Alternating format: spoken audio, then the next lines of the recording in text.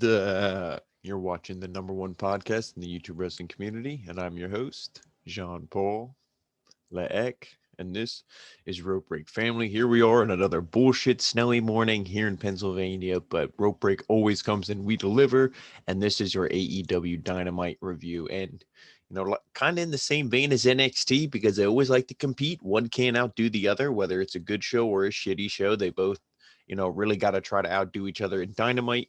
While they had some stuff going on that was, it wasn't bad. It was pretty good. Got you excited for Revolution coming up. They did some stuff that I really, really could care less about. But, let's get into it. But speaking of the Wednesday Night Wars and all that, check out the NXT review if you haven't already. The Fallout show from NXT TakeOver Vengeance Day. We talk about how it just wasn't a very good show. So check that out. Great video there. But let's start here with AEW Dynamite. And the show opens up with the tag team match, Hangman Adam Page, Matt Hardy versus TH2. So, they come out to the ring, the baby faces, and I mean this, and then obviously TH2. And this match was, I don't know. It was all right for the baby faces. Matt Hardy, he knows how to, work. He knows how to look good. He made TH2 look good, except when they botched their, flips and dives, the Phoenix Splash. I think Jack Evans, he hit like his forehead on Matt Hardy, and the rest of it went, splat right on the mat. So, that looked great. Good job, guys. But, other than that, I mean, this was okay. It made the baby faces look, look strong, which is what it needed to do. And at the end of this thing, TH2, they go for a double team flip, but Page hits a buckshot lariat out of nowhere on both members. Hardy hits a twist of fate for a 3 count. So there you go. So the baby faces win here. And then, Hardy and Page, they're celebrating in the ring. Hardy has a microphone and he says, give it up for Hangman Page. Page says, or he says, Page looks like $1,000,000. And he said he's going to make a lot of money. Matt Hardy says that he will get 30%, so he will get a lot of money too. Page said that Hardy should have read the contract they signed, and he's like, what are you talking about? And then Jacksonville Jaguars mascot comes out with the contract. Hardy reads it, and it says it's for a match at Revolution between Hardy and Page, and that Page will get 100% of Matt's earnings for the first quarter of 2021 if he wins. And Matt says that Page got one over on him, and he suggests that if he wins, he will get all of Page's earnings in 2021. So they shake hands. Matt agrees, and Page is finished because under the pressure, or under the mascot, is Isaiah Cassidy. So he starts beating him up, which to me that didn't make sense. Why would he call out a mascot unless like Hardy knew he was in? You know what I mean? So it's just like it was a swerve on top of a swerve that really shouldn't have made sense or happened. And then he's like, oh, I'll pay TH2 to attack these guys. So they come out and they start beating him up. So then Hardy dodges a buckshot lariat from Page, escapes the ring, and Page and the Dark Order, they stare each other down in the ring because the Dark Order came down and they made the save for Hangman.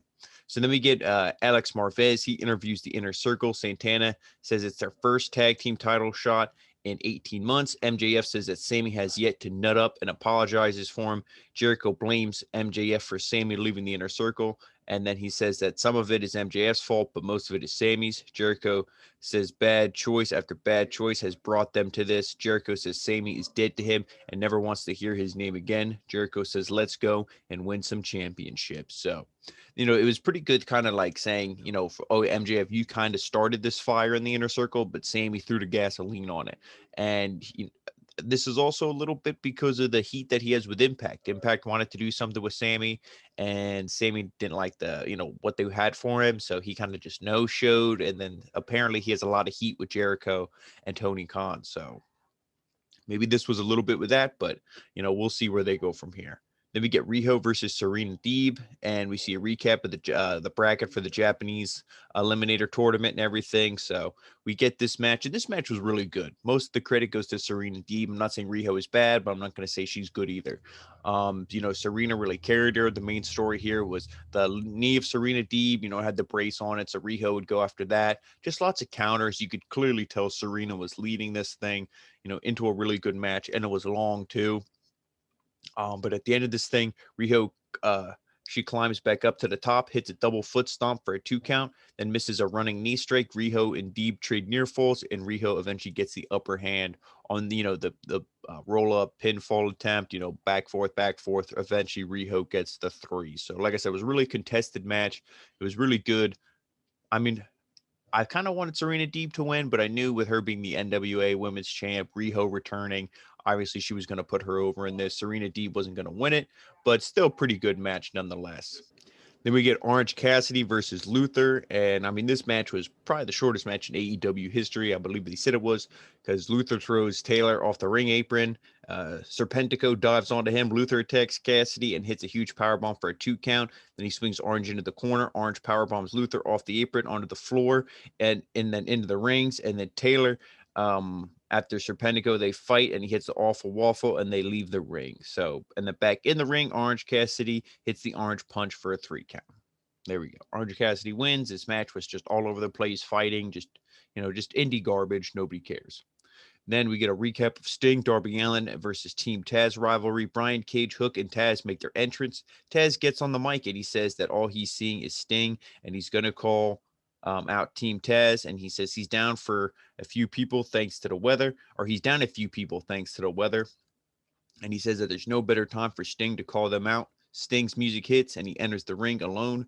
Taz says that was the worst thing that he's ever done and says that without the bat, he is done. And he says that he needs a bat. So Sting drops the bat and he takes off his jacket, throws it at Cage and attacks him. Hook distracts Sting. Cage hits a big power bomb on Sting.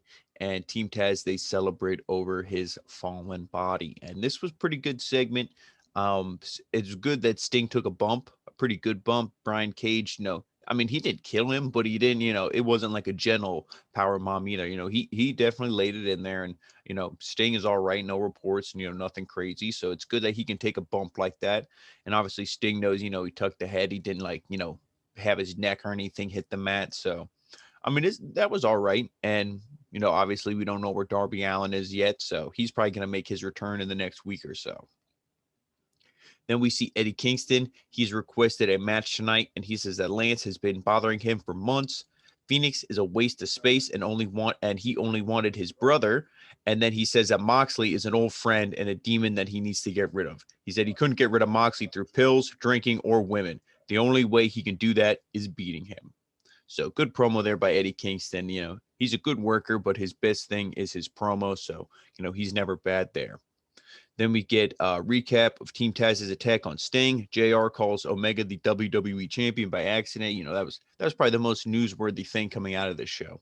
Then Marvez, he's backstage with Omega reading to a bunch of children. Omega reads the Young Bucks autobiography. A kid, he's like, oh, is there pictures in here? And he's like, oh, there's a picture on the cover.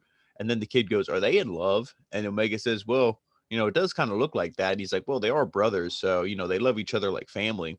Then Omega reads about his match with Jericho, saying that the business went up. Callis says that they have to leave, and the kids chant Kenny, Kenny, Kenny. And then Omega says that this was a lot of fun, and a manager says that they're doing great in the kids' demographic. And then Callis says that the kids can play with Michael Nakazawa, and the kids were like, we hate Michael Nakazawa. So they start kicking him, and Omega and Callis leave.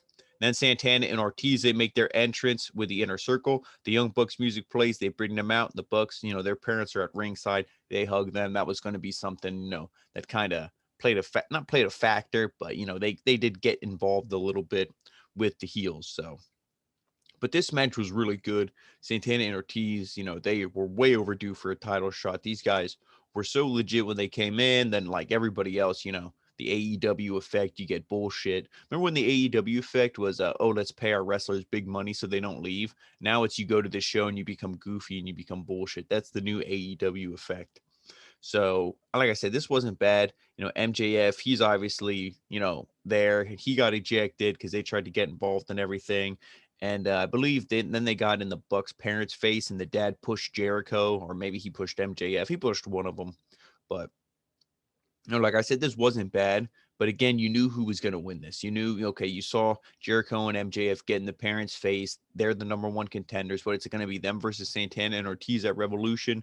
No, don't be stupid. But the way that this thing ended was just, I don't know. It just didn't sit right with me. I'd rather just see them hit the Meltzer driver or something like that for the win, because they go for the BTE trigger, but Santana breaks it up. Double team street sweeper for a near fall. That's their finisher. They kicked out. So, of course, this, if you kick out of the tag team finisher, what do you, like, you kick out of a 3D, you're probably going to beat the Dudleys. Let's just say it like that. So, they kick out of that. Santana and Ortiz then hit a double powerbomb on a mat onto the crowd, and then Nick hits an inside cradle for the quick pin because they took out Matt. And then they start chanting the best, the best, the best. And then JR says it perfectly. If you are the best, go in the damn ring and pin the guy. And as soon as they go in the ring, he gets rolled up 1, 2, 3. So you look like an idiot. But pretty good match though. But of course, we knew the Bucks were gonna win.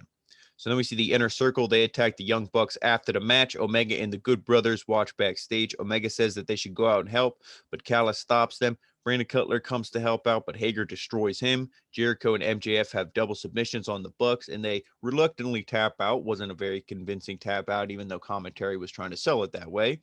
The Good Brothers finally and slowly make their way out to help. Jericho pushes the Young Bucks' father, and he pushes him back. Okay, so there you go. There was the shoving segment. It was at the end. But I mean, I like how the Good Brothers are like, okay, let's take our time coming out to help and everything. It, obviously just keeps that feud going on the back burner, I guess. So then from commercial break, then we see Brandy Rhodes. They announce the gender of the baby. This I could absolutely care less about. It's a baby girl. Good for them, I guess. Then we get FTR versus Matt and Mike Sydal. This was a pretty good match. We had Cody on commentary. Again, too many people on commentary trying to talk about too many different things. Some are trying to talk about the match. They're trying to talk about the baby. They're trying to talk about the match with him and Shaq. So way too much shit going on commentary. Nobody really focused on the match. At the end of this thing, though, Dax and Matt hit back and forth strikes. Dax goes for a springboard suplex, but Matt blocks it. Cash hits a huge uppercut from the outside. Matt fights both FTR, but they eventually get the upper hand. Dak hits a power bomb, and Cash hits a full Nelson suplex for a 2 count. Mike breaks up the count. Cash kicks out of a roll-up, roundhouse kicks from the Sydals. Matt hits a meteor for a 2 count. Dax gets gets his foot on the ropes, and then FTR eventually hits the big rig for the 1, 2, 3. So they win, and then they get doctor's medical kits. They get the scissors. They cut Sydal's hair. The lights go out, and then we see Luchasaurus on screen. The Jurassic Express, they're in the ring when the lights come back on, and they attack FTR. Luchasaurus has a new mask, and they stand tall. So commentary runs down some of the cards for next week, and we are going to see the return of Tully Blanchard in the ring. That's probably the most newsworthy matchup, of course, going against the 3 members of the Jurassic Express. So I would assume he would probably only be in there for Marco Stunt and Jungle Boy. I don't see Luchasaurus hitting any of his big moves on Tully, but who knows? Then we see Moxley. He says that Kingston has a stick up his ass.